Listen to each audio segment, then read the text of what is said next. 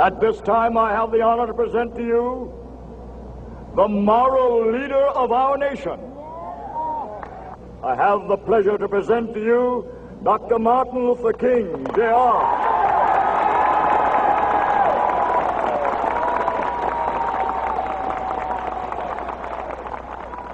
I am happy to join with you today in what will go down in history as the greatest demonstration for freedom in the history of our nation.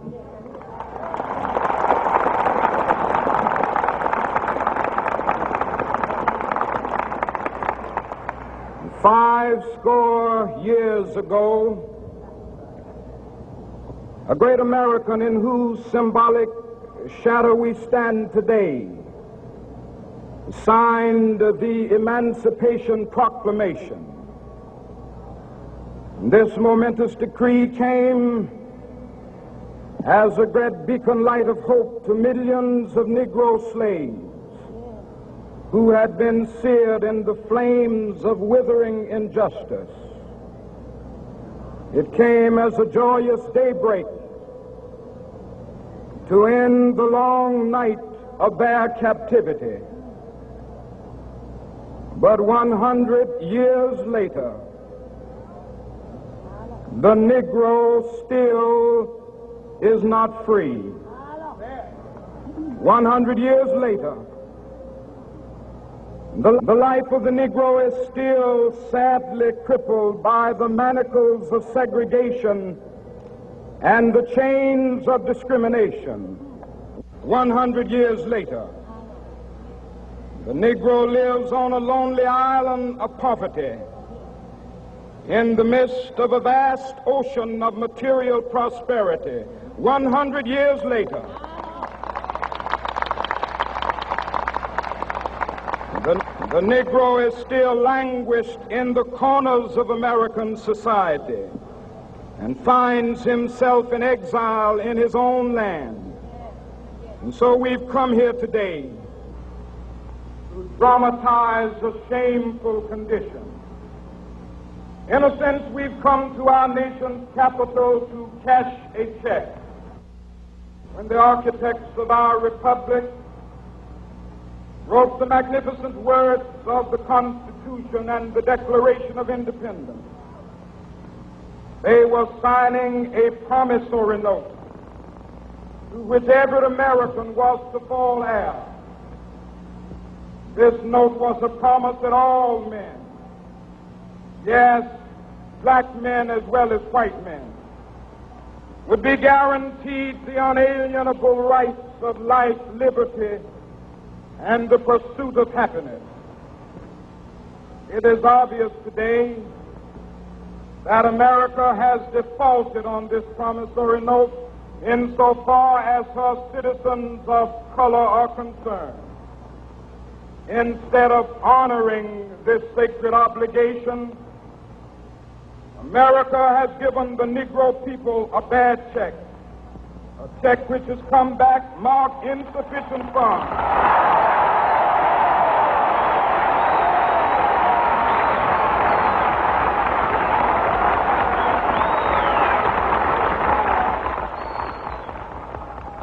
But we refuse to believe that the Bank of Justice is bankrupt. We refuse to believe that there are insufficient funds in the great vaults of opportunity of this nation. So we've come to cash this check, a check that will give us upon demand the riches of freedom and the security of justice.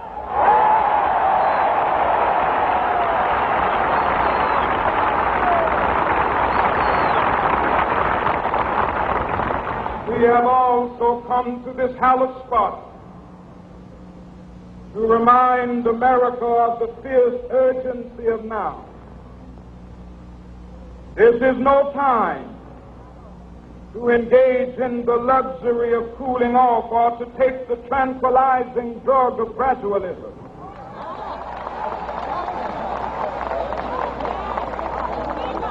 Now is the time to make real the promises of democracy. Now is the time to rise from the dark and desolate valley of segregation to the sunlit path of racial justice. Now is the time to lift our nation from the quicksands of racial injustice to the solid rock of brotherhood. Now is the time to make justice a reality for all of God's children. It would be fatal for the nation to overlook the urgency of the moment. This sweltering summit of the Negro's legitimate discontent will not pass until that is an invigorating autumn of freedom and equality.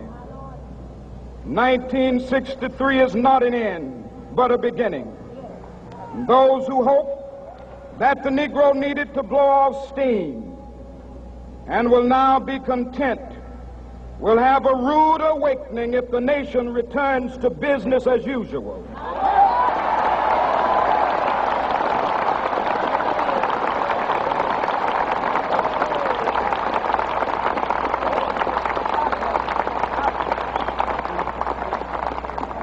There will be neither rest nor tranquility in America until the Negro is granted his citizenship rights. The whirlwinds of revolt will continue to shake the foundations of our nation until the bright day of justice emerges. But that is something that I must say to my people who stand on the warm threshold which leads into the palace of justice. In the process of gaining our rightful place, we must not be guilty of wrongful deeds. Let us not seek to satisfy our thirst for freedom by drinking from the cup of bitterness and hatred.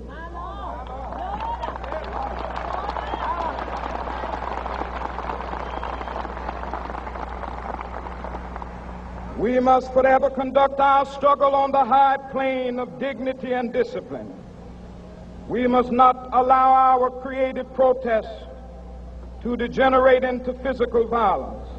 Again and again, we must rise to the majestic heights of meeting physical force with soul force. The marvelous new militancy which has engulfed the Negro community must not lead us to a distrust of all white people. For many of our white brothers, as evidenced by their presence here today, have come to realize that their destiny is tied up with our destiny.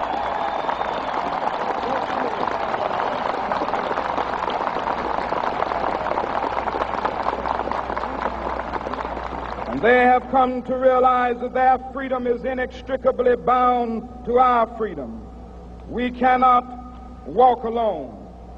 And as we walk, we must make the pledge that we shall always march ahead.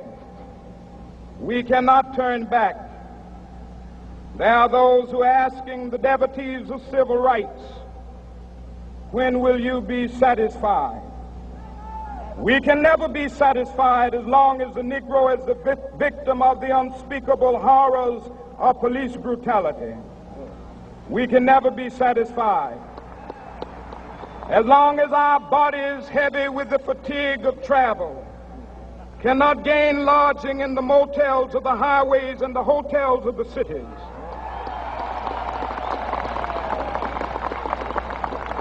We cannot be satisfied as long as the Negro's basic mobility is from a smaller ghetto to a larger one. We can never be satisfied as long as our children are stripped of their selfhood and robbed of their dignity by signs stating for whites only.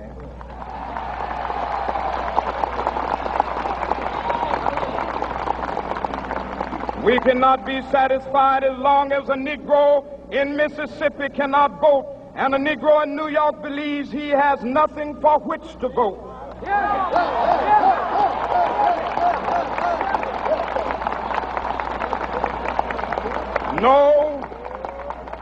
No, we are not satisfied, and we will not be satisfied until justice rolls down like waters and righteousness like a mighty stream.